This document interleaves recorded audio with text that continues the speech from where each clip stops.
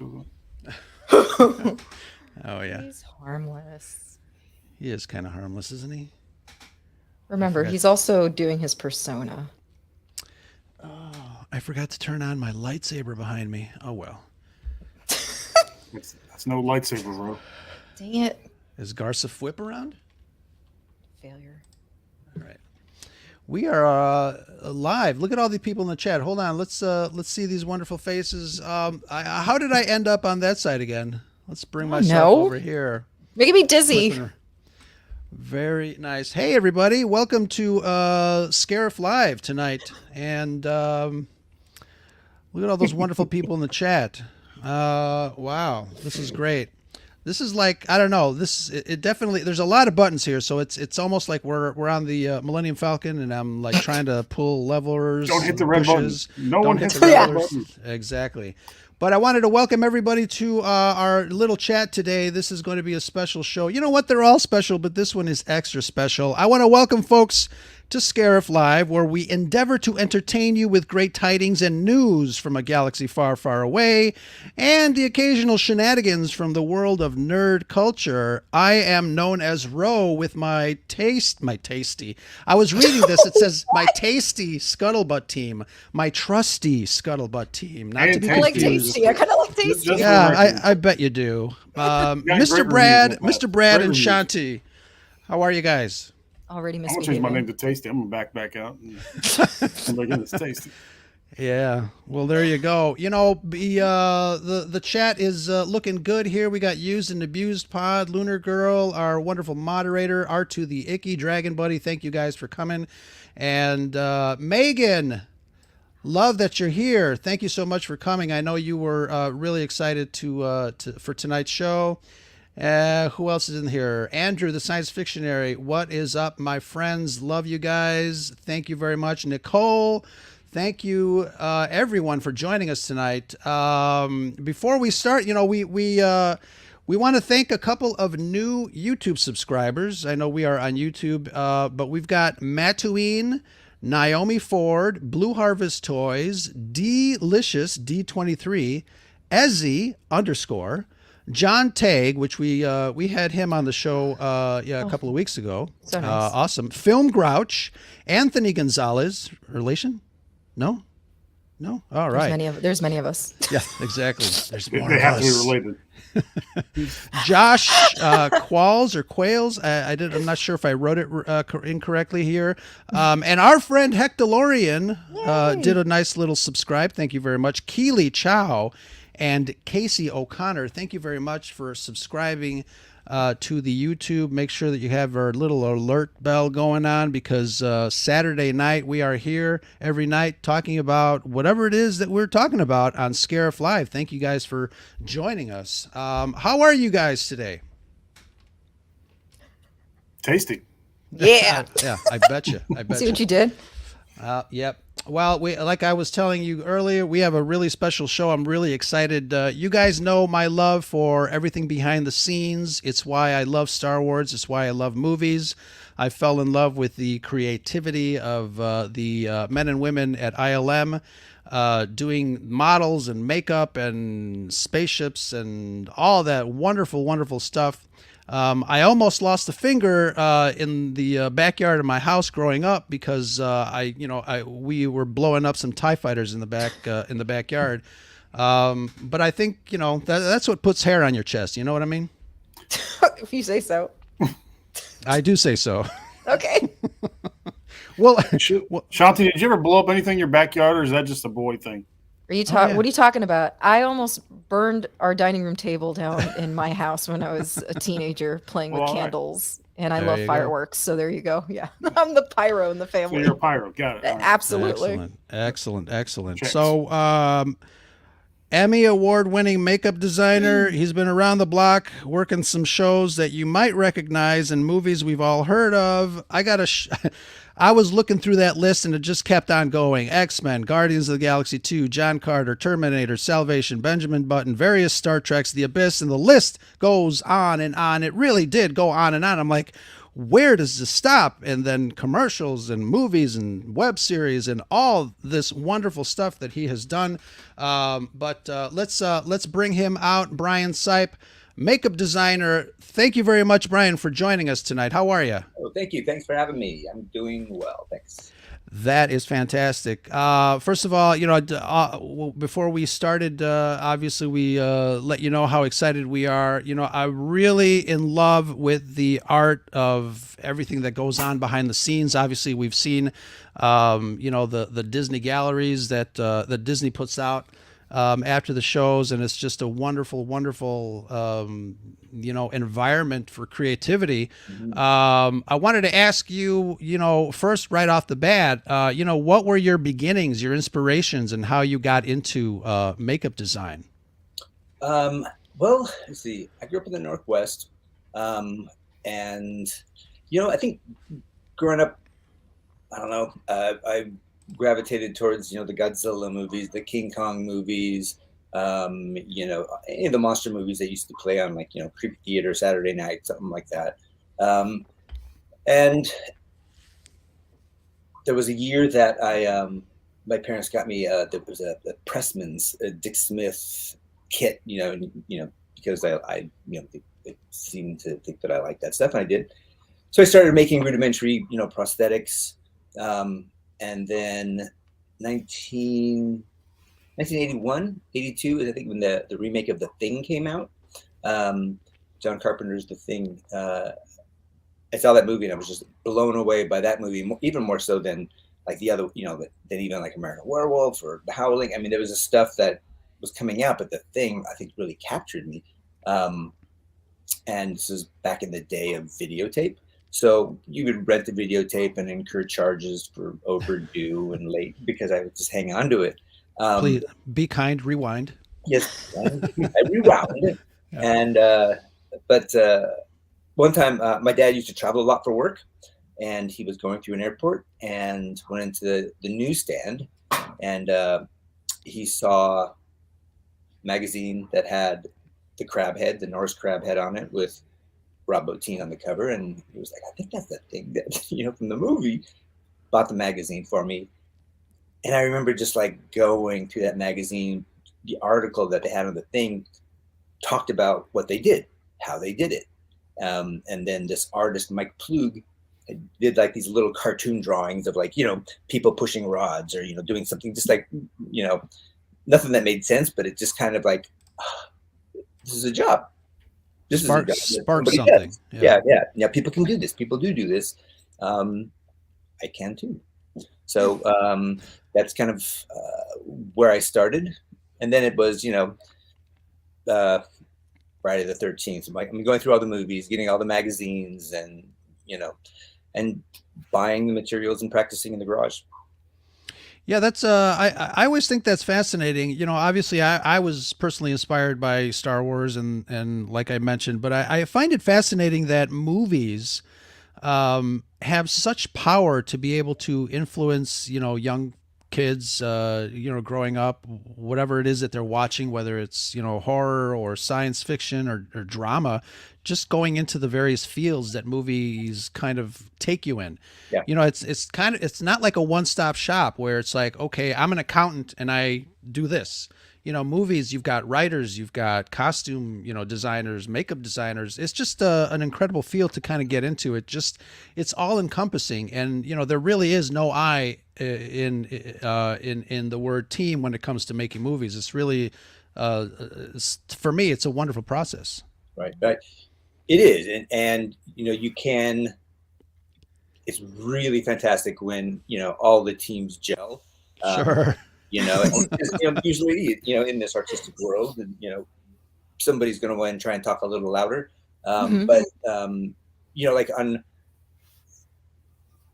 there were a few years ago when CG started to really kind of come in. Everybody was like, "Oh no, we're doomed." They're going to start taking over the jobs. But it seems like everything's just, exploded into more and more and more work. And if you get a visual effects producer like Richard Bluff from Mandalorian and his team that see the value in both, and it's like, okay, you guys build that to this point, and then we're going to take it over from here. and we'll get the interaction, we'll get everything that we need. It's great when you can kind of both run happily into the field holding hands. And we're going to ask you a little bit about how that marriage works in a little bit, but I think Brad had a question for you. Yeah. So what is the progression like getting into this as a career? Was it sort of a natural, or was there a jump that you made at some point? And was there anybody along the way that said, "Hey, you're crazy for wanting to do this as a career"? And how did that happen? Let's see. My folks, my parents, they really wanted me to get into computers. My dad was into computers, and he saw that as the future, which he was right. I sat behind a computer and I would fall asleep. I would literally fall asleep, could not learn code or, any of that basic stuff. And I was just more tactile. I could use my hands, and I'm not necessarily, tremendously artistic, but I know how to make things and get things done. I grew up, actually, I guess my dad, we had like a wood shop in the barn. I grew up in the Northwest on a farm. And I would be out there building stuff, building a box or building nunchucks. I had a wood lathe, and I lathed out my first pair of nunchucks that way.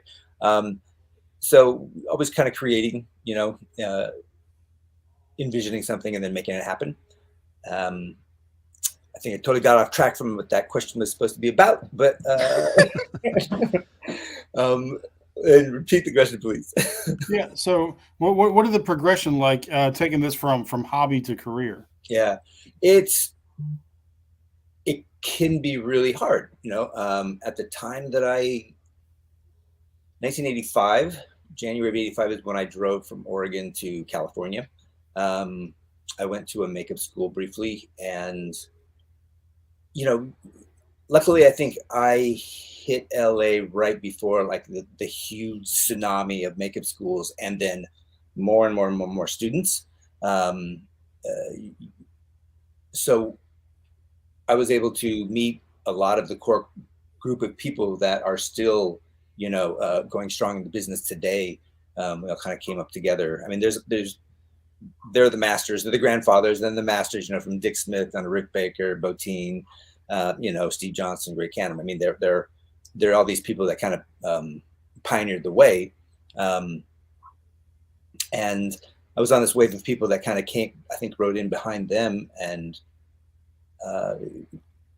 it's hard because you really have to show all of your chops. I mean, you need to be somewhat artistic. You need to be able to listen. You need to be able to, move fast. You need to be able to work long hours. I mean, it really is a thing of passion. And if you don't have that, and if you just think like, it's going to be a cool job and I'll make lots of money, then it's not going to be fulfilling at all, because, at the time that you're going on your 36th hour and, 12th, 6-shot coffee, you're making about $1.50 an hour, right. Based on the day's rate. And it's just got to be passionate. Sure. And, speaking of fulfillment and passion, I mean, you tell us a little bit about your studio. You have Gamut Studios. Mm-hmm. And, that obviously, again, I'm always fascinated with stories like that, coming up from learning about George Lucas and Francis Ford Coppola and American Zoetrope, that kind of inspired me to start a production company in '94, which I'm still running. And it's fascinating to me that not only do movies inspire you to do something with your life career-wise, but, it's kind of an entrepreneurship where folks like you start studios and start these businesses that allow you to dive deeper into the realm of what you love to do. How did that get started? I mean, organically, it just happens because, when you're doing this, you want to do it for somebody, you want to do it for a project, and whether you're looking at the back of, I don't even think they have Dramalog anymore, or Craigslist, and just trying to find a project to work on. When you're just starting out and you're trying to get your foot in the door, you're just trying to build your portfolio. and hopefully build it, on somebody else's dime instead of your own. Right. But you're always, I mean, we're always practicing. We're always working in the garage. We've got everyone's got a little garage studio, and they're always working. And it's, when me and my friends were coming up, we would work our 9 to 5s, and then after work we would come home, grab some food, go in the garage and work until midnight, go to sleep, and it was just kind of like that's what started. That's the cycle. Come Friday, it was the weekend. You can stay up all night and work, and then you can just keep going and and then start again on Monday. I think that's what a lot of us did, and again, the passion. It's just like, what are you going to be doing Friday night? You're going to go out partying, or are you going to stay home and practice? Right. Be ready. Practicing and being ready for that opportunity when it comes up. You can, hey, can you do that? Yes, I can. I surely can do that. And then be, confident and proud that you can say you can do it. I think a lot of people don't find. Well, this is kind of a generalization, but I think the adage of practice makes perfect sense. Especially again, getting into my inspiration, I tried to learn as much as I could, editing and camera work and photography and composition and all that stuff, because when somebody asks you to do something and wants to pay you, can you do it? Your answer should be able to be confidently, yes, I can. So I think practice, especially for young folks that need to hear that, practice does make perfect, and it makes perfect sense to practice. Sure. I think that's great. To take that one further, I would also somehow work into it poetically and make it rhyme. Is don't take the job if you can't do it. Yes. You got to be really honest with yourself, and honest with the people that want to hire you and pay you money, or give them, some guy's working on his passion project and he's scraped up $1,000 to do something. Don't waste his money. Don't waste his time. I think that's actually more of a bigger problem in my industry, where people they kind of fluff up their abilities to a point where they think they're a lot better than they are. And it doesn't mean that you can't try. I mean, you should try, but you have to be really honest with yourself, especially, and everybody, that okay, I can do that. I'll go watch some YouTubes and I'll come right back. And I'm sure I can. Then as long as they know that, I think everybody's safe. And I think in the creative industry, it's kind of a small world, and people will remember, especially if you screw up a project. People will remember, people will talk, and it's just that kind of community. Obviously, being a freelance photographer myself, you're not going to get that phone call if you screw up the last job. Sure. And it's it is. We're all freelance to a point. I mean, really, to all points. It's run and gun to the next one. And that's why you start a studio, you start your own thing, so that you can kind of it's creating your own thing, knowing that hopefully you still want to work for like the Rick Bakers or the Stan Winstons, or Legacy or something like that, because they're working on the big projects. And how many vampire movies can you work on, or zombie short? It's incredible. They keep coming out, but it's everybody wants to create their voice, kind of show what they can do, and that's where their own studios kind of come from. Whether it turns into something additionally financial, it's great.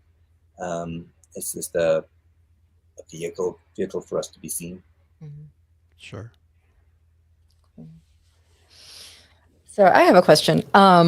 With all the projects that you've done, and then of course having your own studio, is there a specific project that you remember doing that you were the most proud of, and then the one that maybe you were the least proud of, or it was just a complete disaster? Because I'm sure not every scenario is perfect. Yeah, I mean, no, there certainly aren't a lot of perfect scenarios.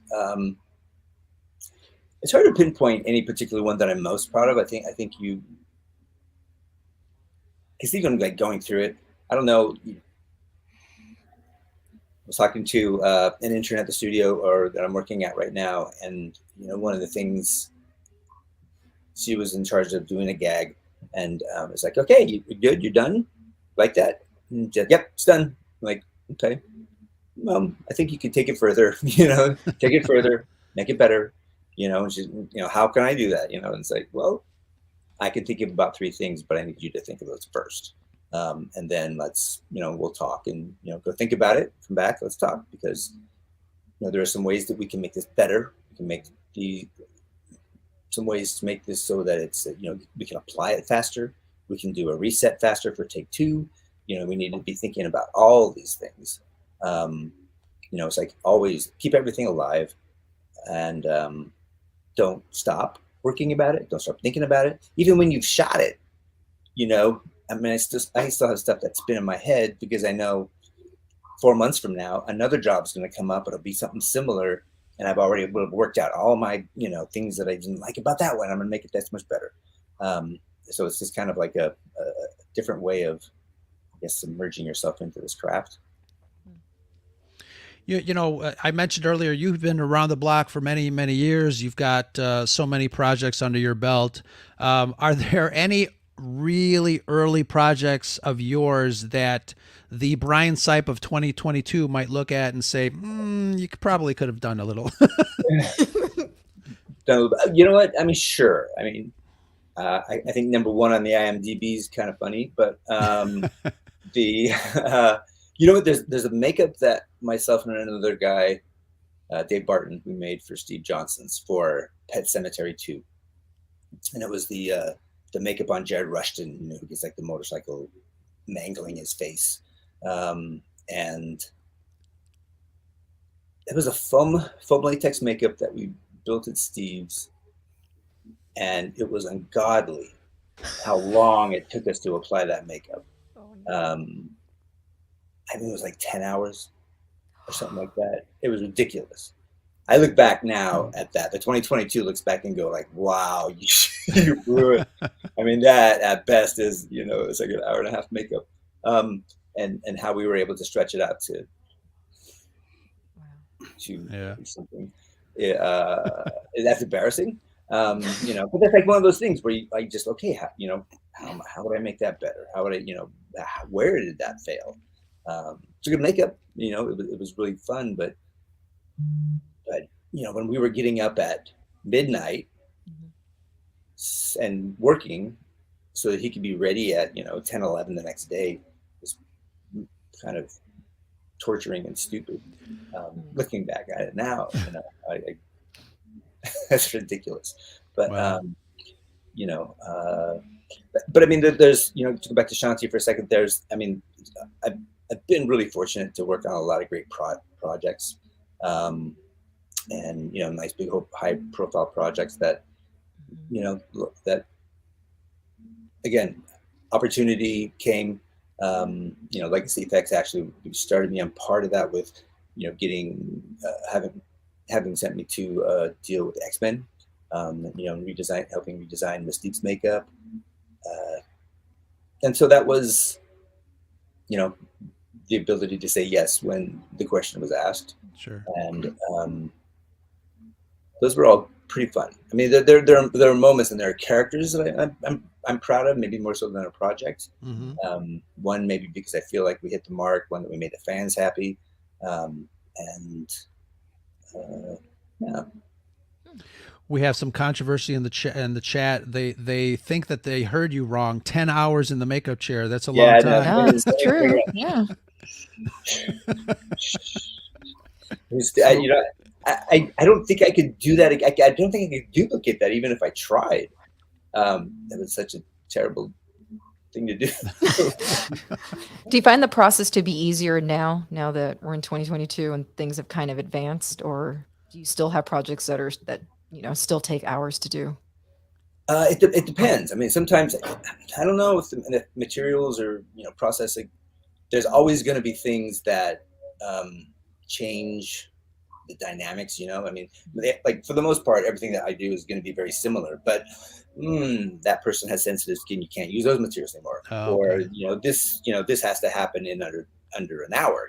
Because of whatever reason. So you get different bookends to like try and fit what we do into, and I think that's where the challenge comes in. You know, I don't know if it's I don't know, it's different. Sure.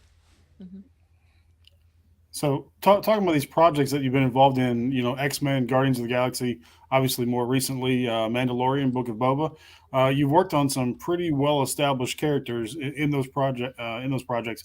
Could you delve in a little bit more into the process of designing and what goes into that when you sit down to, you know, design the makeup for these characters?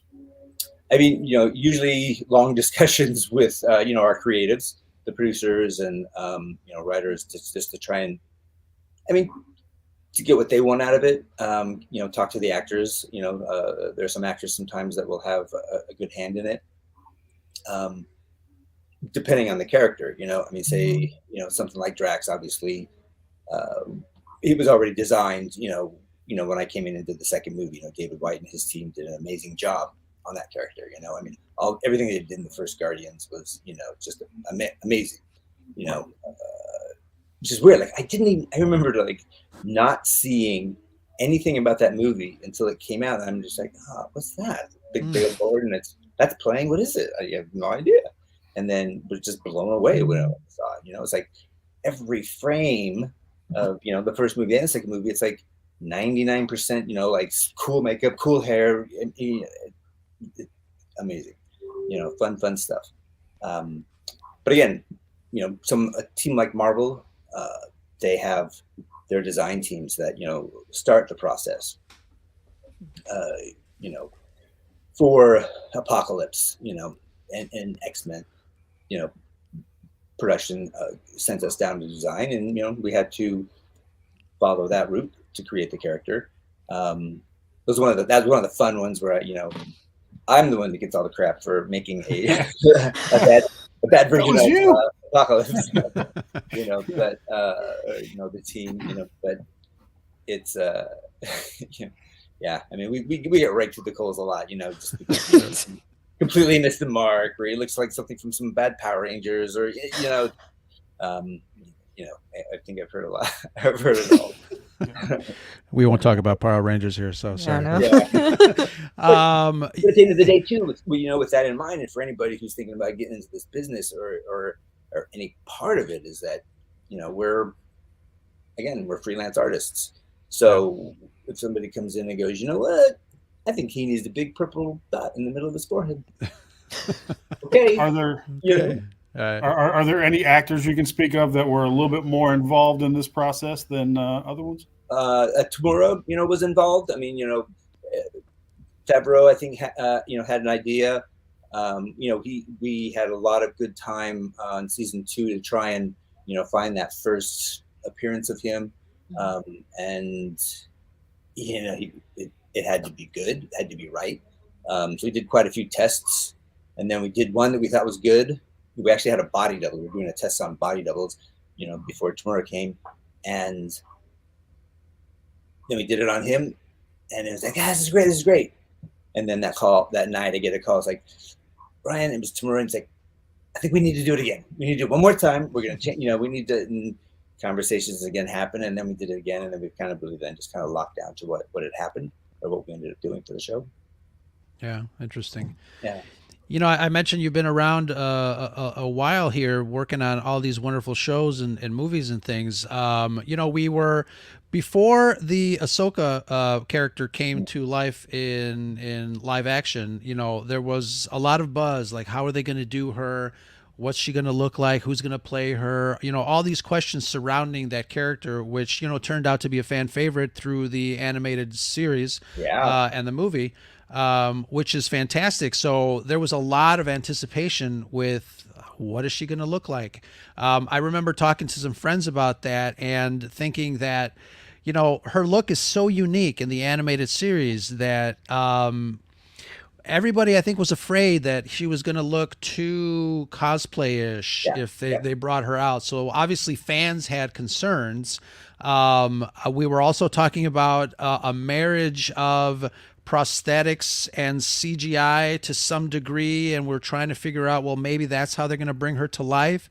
But as someone on the front lines, can you tell us a little bit about the change in technology from when you first started to nowadays? You obviously mentioned CGI and how, you thought, I'll use Phil Tippett's line, I think we're extinct. But is there, how have you seen the technology change? I mean, greatly. I mean, I did mention earlier about, our concerns in the makeup world about some work going away, where it has happened. We were working on a show, and a character was going to get straight with some machine gun, and it was going to get pop, pop, pop, pop, pop, and we were asked to build bullet hits for his chest. We had bullet hits, and we had them in the trailer prepped and ready to go. And first AD came over and was like, "Okay, how long is this going to take?" And I'm like, well, I'll go back there. I'll do it. Be 20 minutes. No, that's too long. That's too long. That's too long. Can we get it shorter? And it's like, okay, well, we're all three here today. We'll all just jump in. We can get it down in under 10 minutes. How's that? We got to walk there. And then he's just like, oh, he's got to walk all the way over there. Oh my God. I'm like, well, that's what the trailer is. He's like, can't you bring this stuff out here? I'm like, well, no. Could we just go to the trailer? And then, the digital guy steps up and goes, it's like, I can put those in digitally later. Oh God. And then they're like, okay, yeah, let's do that. Moving on. Let's go. And, that's what they did. I would love to know how much that cost versus what we had ready to go that you could have gotten camera that day. Right. I mean, maybe it's a really easy thing, but it just seems like it's done. We're done. I mean, right. Do it under 10 minutes, really. Yeah. Which is when, when that happened, that's when, something clicked into my head where it's like, everything we do is really have to be like at about a 2.5 hour in the chair time kind of a thing. Design a makeup that fits into this box somehow. I mean, there's going to be some that go beyond. But if we go past this all the time, they will find a way to make it digital. And we lose out on work. We lose out on making cool things. So, it is kind of a weird thing. Yeah. Yeah. I mean, so with the technology growing in that way, it can be harmful. But again, I think there's, like with Lord of the Rings, I mean, everybody, right after Davy Jones, we were all like, oh no, they've cracked the code and that looks so good. Right.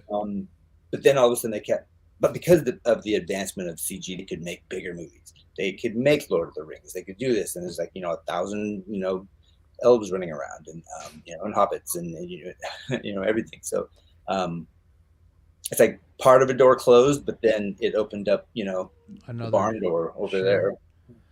Yeah, and we talked with visual effects guy Yoshi Vu, and he worked on The Walking Dead. And one of the things that I didn't come to mind is like some of the knives and weapons are digital, and the blood splatter is digital. And I remember in high school, putting, explosive blood plaques in behind a T-shirt and then scaring our teachers and parents on the front porch.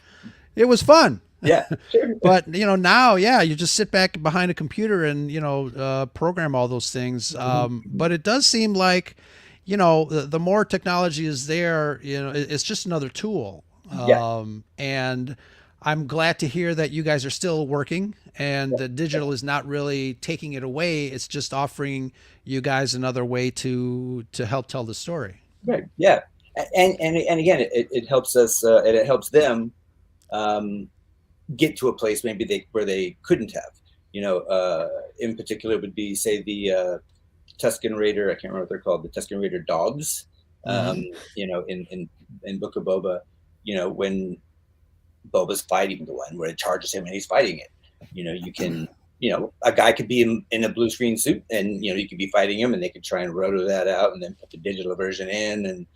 And, or we make head and shoulders of that puppet, of that, dog, and you can interact with that, fight with it, drag the rope around across the teeth and, cut the rope and, run away. It's the difference of that, and then the digital team are great at that because they're just like, build this portion, build this, here's all the models. Here's, they would give us, life-size printouts, and, it was great. And do we need to do the legs? No, we got the legs. Don't worry about the legs. That's interesting. Yeah. So with all these changes, is there any part of you that's worried that these more traditional methods will become a forgotten art, so to speak, or will there always be a place for those in Hollywood? I think there's always going to be a place of sorts, because I think there will always be the traditionalists that will want to keep their foot dipped into that pool. But we're all kind of guided by the budget, and sometimes making a cartoon is better than making, is cheaper than making, a big, Marvel blockbuster, So I don't know. I mean, it's hard to say, because every time you think that the door might close a little bit more, then all of a sudden you're working on a project where, you have all these shows coming out. I mean, all these TV shows, all the Marvel TV shows, it's amazing, like, what's being made now. Mm-hmm. And it seems like there's just more work. It's not like the work is being cut down. It's just because it's getting so cost effective. Yes. It's getting, people are doing faster things. Obviously George Lucas, many years ago, he tried to make Star Wars on the small screen, with TV budget. It's happening now. It's been a wonderful renaissance of Star Wars on the small screen. But it does seem like there's some sort of balance that has been created by introducing these new tools. I mean, I was in a green screen studio a couple of weeks ago, shooting with some stuff with a client, and he's on a green screen. It's an actor on a green screen, and the 3D artist puts him in a kitchen, and I'm like, why don't we just shoot in a kitchen? It didn't make sense. Like it still doesn't make sense like initially, but it's again, I think it's the control that the filmmaker, or in this case the commercial artist, wanted. Obviously we couldn't have a sunset in the window and all that stuff. So there's definitely a balance of what do you need, the right, as Scotty says in Star Trek, the right tool for the right job. Yeah. It is, but I wonder sometimes if it creates a different issue, where nobody's necessarily making up their minds right now. I mean, they're able to push off so much stuff till later, which sometimes becomes an accounting plus and a minus. It seems like all I hear is about the producers, like pushing money from this budget to that budget to the, to the post budget to whatever it's going to be. And like, okay, well, if we move that there, then I don't have to spend it now. And then all of a sudden this budget looks better to the studio. I don't know. I don't play that game. I just overhear, but which is why you don't build a kitchen and then an office and then the elevator, right? Which you could, sure. And why not, but with things like the volume, and in Mandalorian, you get a little bit of both worlds. Sure. If they built it right, where the sets kind of melt into the screen, and sure, seamless. And I think we saw a lot of that. Obviously, me having that eye, I see. Okay, cool. That looks like it's like a set piece, and then you've got the background, and it's basically walking into a digital matte painting. The way they did, back in the day, back in the 80s and 90s for the Star Wars movies. Holodeck. I mean, it's like a holodeck. Exactly.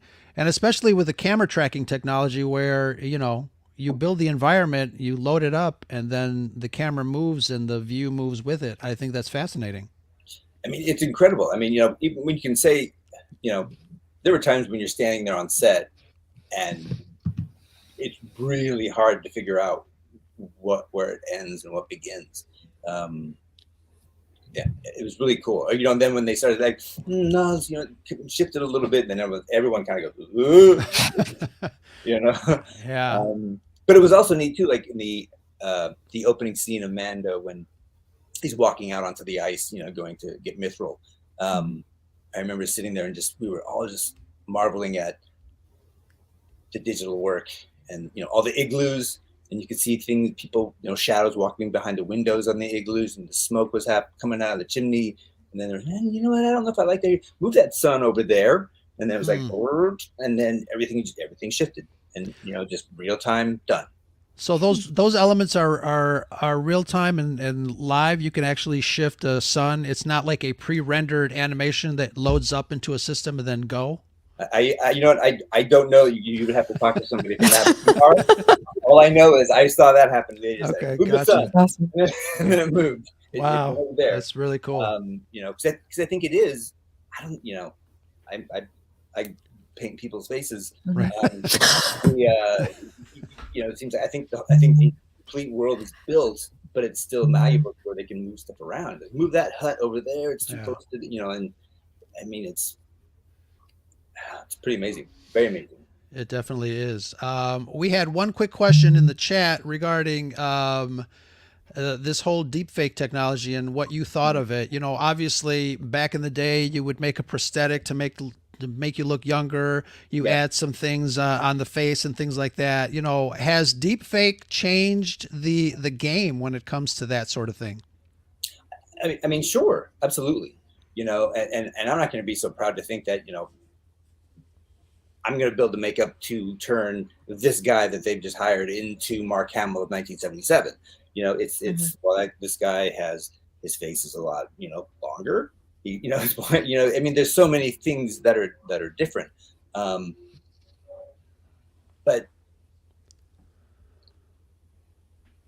anything that I do is really, it's wardrobe. You know, it's everything else that we can do to an actor to make them feel like the character, so that they can do their work and make everybody else believe it.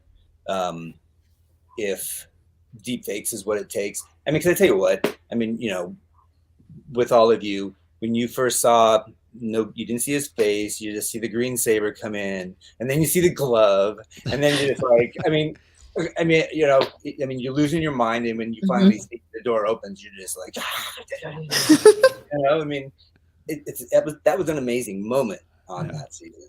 And I know a lot of people complained about the digital work, you know, but it's like, I mean, it's Luke Skywalker.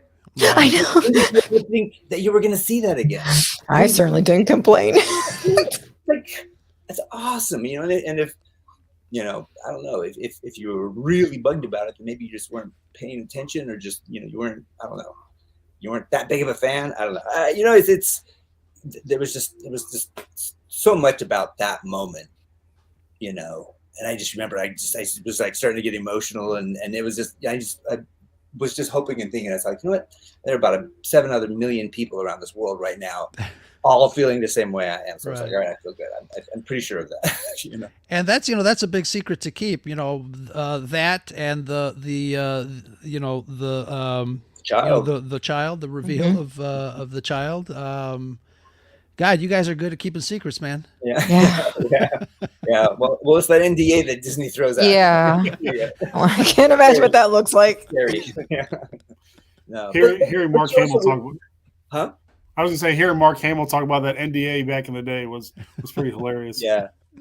I mean, but you know, when we were on that with the first season, you know, we all knew going into it, like how important this was going to be. You know, because this, you know, we've seen the movies, you know, we've seen, you know, 7, 8, 9, and, you know, whether you're happy with them or not, you know, reading these scripts and, you know, living in this world and seeing the volume and how we're going to do it. This is like, okay, this is a new chapter of Star Wars. It's a new chapter of how projects are going to be made. It's a new, you know, so this is kind of like flagship, pretty humbling and honoring to be a part of it. And it you know, and just living out part of that childhood dream of it's like, I wish I could have been there when they did Star Wars. You know, I wish I was old enough. But you know, we got that chance. And I think we, you know, all the team did such a great job. You know, we're all pretty, you know, very proud of it. That's one of the projects I'm really proud of is you know, working on the Mandalorian, and Book of Boba. It's you know, that's bucket list. You know, that's one of those things. Absolutely. So with that said, I was going to ask, now that you said that that's been like one of your favorite projects and kind of seeing that, you know, come to life, when you did finally see, you know, Ahsoka come to life and after being in the makeup chair for hours and then kicking butt, what was that like for you? Seeing her come to life? It's pretty nerve-wracking, because I'm sure, you know, yeah, well, initially, you know, you're doing what you can do in collaboration, you know, with the costume department, like with this one in particular, Legacy Effects built her headdress and the headband. We built a forehead for her, and you know, it's, you know, coming up with what's going to make her color, you know, right, because you could go a lot of ways and a lot of bad ways with that, and cosplay, you know, it could just go to a place where it feels that way, and then, you know, people get less invested. But yeah, nerve-wracking, you know. I mean, but like, luckily we have, you know, we have the producers and the creative team that are very particular, you know. You know, for Filoni, it's his baby, you know. I mean, this is, you know, like, and that was something that I was really lucky to have. The team, we were also lucky to have him there to be like, hey, ask a question. You know, it's like, you're the one with the knowledge. And he, you know, he both of them gave us like really good guidance towards what they wanted to see, what they wanted, you know, to feel. And he's just like, you know, baby, I don't know how you're gonna get there, but you're gonna get there. You know, we need you to get to this place. And so then it's up to us just to keep trying, you know, try different every little thing. And, you know, hopefully you get there, you know. I mean, you do a lot of tests. I mean, we did a lot of tests. We did a lot of different versions of, you know, the stripes, and that's just what it takes, you know, to get, it goes kind of back to that practice makes perfect. And having Filoni on set, you know, must add to the nerve-wracking feeling too, doesn't it? Mm-hmm.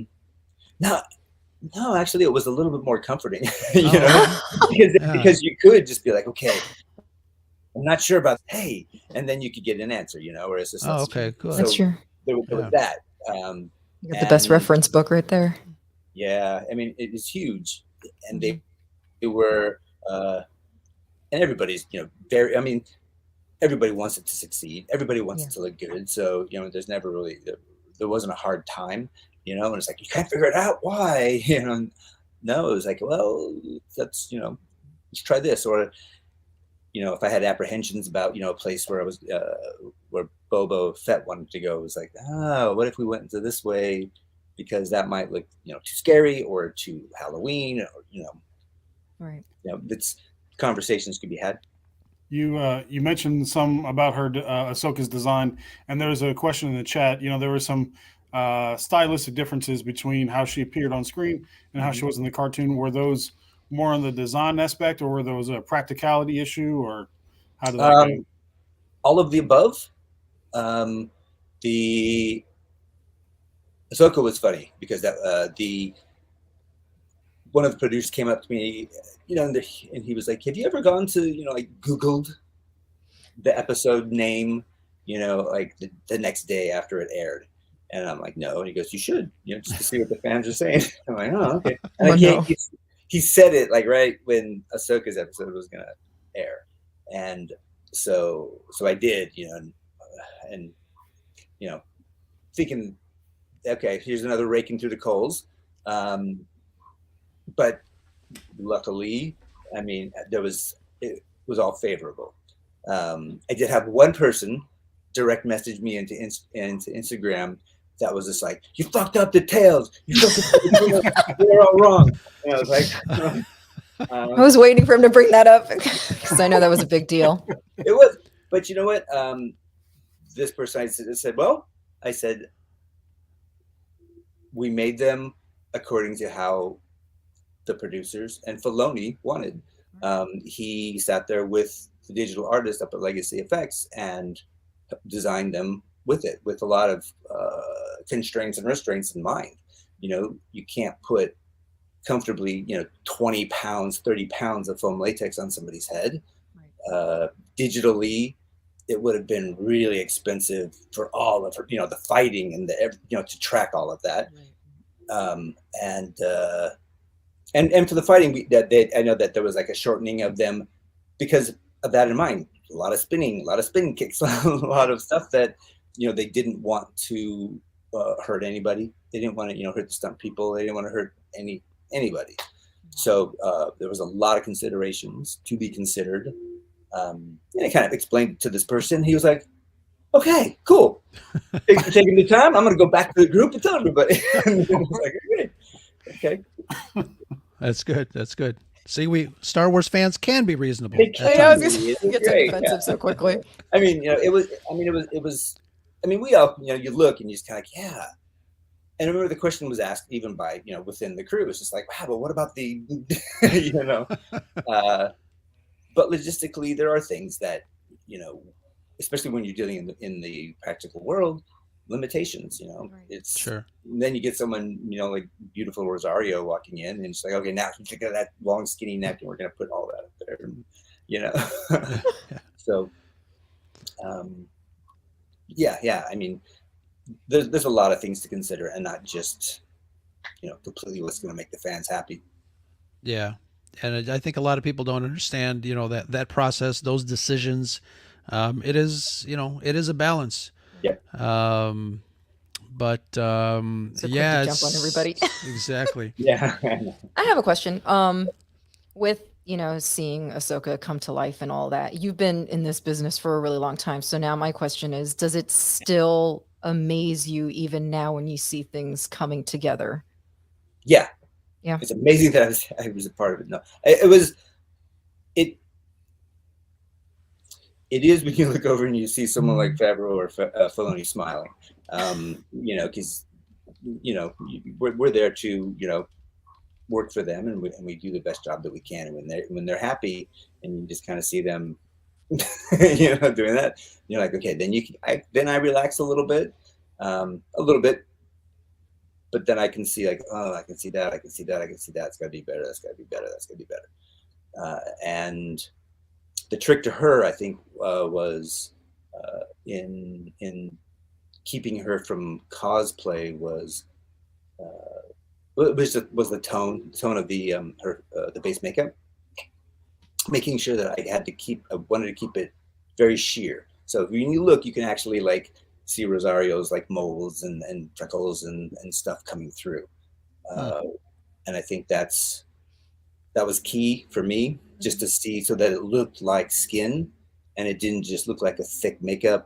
It didn't look like another version of like, oh, look, a tall Oompa Loompa. I mean, there's all kinds of places that it could have gone. Sure. And to me, that was going to be the key element. Yeah. She definitely did not look like an Oompa Loompa. I can tell you that right now. She gorgeous. She looks beautiful. Yeah, she does. We had a fantastic question from the chat from Megan. Yeah. And you talked about Filoni's and Favreau's reaction. What was, do you remember Rosario's first reactions when she saw herself in the makeup? Happy dance. Yeah. I mean, it's funny because like a lot of the actors, there's always like a moment when it shifts for them, one character that I caught a little bit of crap for was like Benedict Cumberbatch doing Khan. I was working for David Anderson. He designed the makeup, and it's just layers of stuff, and the way that we colored his face, and the way that we actually added in eyebrows, singular eyebrow hairs to kind of like make his eyebrows look a little bit different. But there was like this one shade of tone that I would spray into his eye, into his eye sockets and then his cheekbones, and it would just kind of define some shapes. and then you can just see him look in the mirror and just be like, "There you are." And, like, that was his moment. And for Rosario, it was just kind of like, you put the head tails on and you just kind of clicked it on, and she was just like, and then she would get up and do her happy dance, and yeah, it was. I love It's it 'cause it's such a big deal for the actor. It really helps him get into character. yeah, and this was one too that she didn't take lightly. She knew that it was important, and I think she brought it. She brought it crazy. Oh yeah, absolutely. Well, we got a. I don't know if you're allowed to say this, but we do have a question. What is your favorite brand of base makeup? My favorite brand of base makeup. You know what? Ahsoka's base makeup brand is Ben Nye. But the Ben Nye line has been around forever, and they've got a good line, and they've reformulated their stuff recently to work with HD better, and that's what it was a combination of a couple of colors, caramel and burnt orange, and in proportion to create very sheer. When we put it on very light, and then it that's what created the base tone. The test we did before, the one that worked, I mean, she glowed. It was under the camera, and in the volume. It actually, just to digress for a second, the volume, the lighting that it projects, does weird things to color sometimes. So you could do it in the chair and it would look great. You'd walk her out into the volume and it'd be like, it would just be a vibrating glow. So then you have to kind of adjust. But actually, Armani, I use the Armani line a lot too. I like that. Cool. Excellent. You mentioned the thing about, the makeup looking different on camera. There's an old story from back in the day when they were painting the green girl from the original Star Trek series. And they were doing some camera tests, and they would do the test and they would send the film out to get processed, and they brought it back and she looked normal. Skin tone and everything. Yeah. So the makeup artist came back and redid a couple of things, made some adjustments, filmed it, brought it back to the processor, came back, she looked fine. Like, what the hell's going on? And I guess there was no communication between the processor and the makeup people. The film processors were color correcting for green skin and making her regular. They didn't realize, oh, it's actually green. Are there any other makeup stories like that happened to you guys other than the Ahsoka and the? Mithril was like that. Mithril was actually the first makeup that we shot on the volume, and same thing. We had painted him up. We had the artwork, and we're like, yeah, we got it. John Rosengrant from Legacy was there. They built the makeup for the show, and myself and Alexei Dimitri applied it, and we're like, we're happy, we're great. We're all walking out all proud, and then you kind of step past this curtain to where the volume's at with those lights, and we're just like kind of smiling, and you just see like these people staring at him like. and you kind of look, and he went like some, something at the bottom of the Laurentian Trench, just vibrating blue, and we were like, oh, and all you hear is, we can't have that. We can't, we can't do it. So then you take him in, and then you start adjusting the colors, and we learned that day just that everything goes past the volume. You do something, take it in there. How does it look? Oh, wow. And make sure that everybody sees it, so that we can, everyone gets the moment to, comment or, check it off. Interesting. Wow. So, you obviously have to work on a team. You've mentioned having to work on various teams and things like that. Obviously, everything that has to do with production only works if you work together as a team. Even something like this, like our podcast, wouldn't work together if we couldn't do it. So how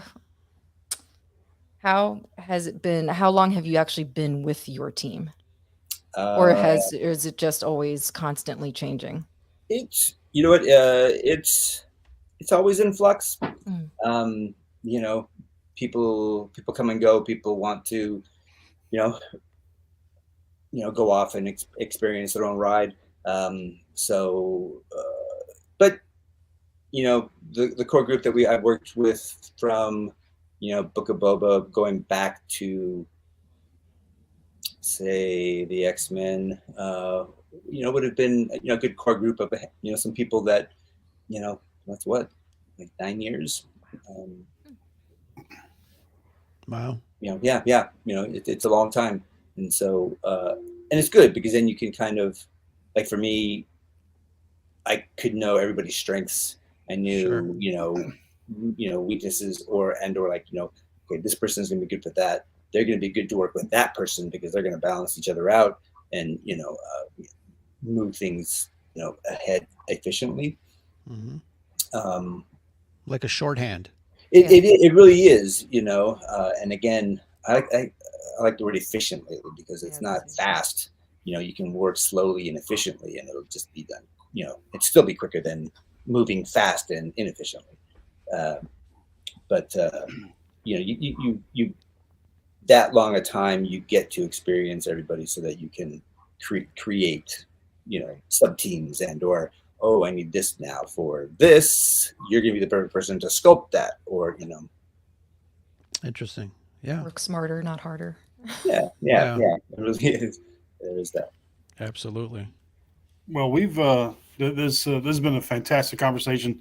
I'm not sure if I'll ever need to know the best base makeup there is out there, but you've given some of us in our chat would like to know. You never know. But is there any as we close up here? Is there any other advice that you would give to somebody who's thinking about getting into the business, or somebody who just wants to take their game to the next level? What would you tell them?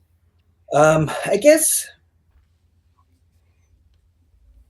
The biggest tool you could have in your toolbox is self-edit. Know that even though you feel it's good, it's not.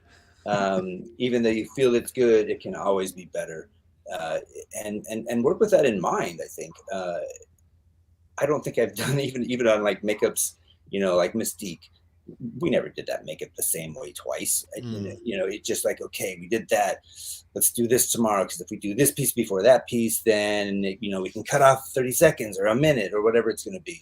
Or combine these and, we can move faster. Let's do that instead of that. And it'll build the makeup in a way that it'll be stronger. You just got to always be thinking, I feel, it's kind of like that. There's that YouTube Will Smith thing, where he's talking about, they're prettier people than me. They're more talented, but it's just like, but I'm going to be the hardest working person in the room, like don't stop, which is different than don't give up. It's just don't stop thinking about how to make this better, how to make yourself better. Because this industry is, because of digital, it whittles down. There used to be a lot of shops. There aren't so much anymore. And so you have like a few shops that get a lot of the work, and they're the ones who are doing all the hiring. So be aware of that, and be aware that the competition is going to be stiff. I speak at some of the makeup schools sometimes, and I always like to look at the owners when I say this piece, and it's I have all the students. It's like, look around the room, right now, because these are not your friends. This is your competition.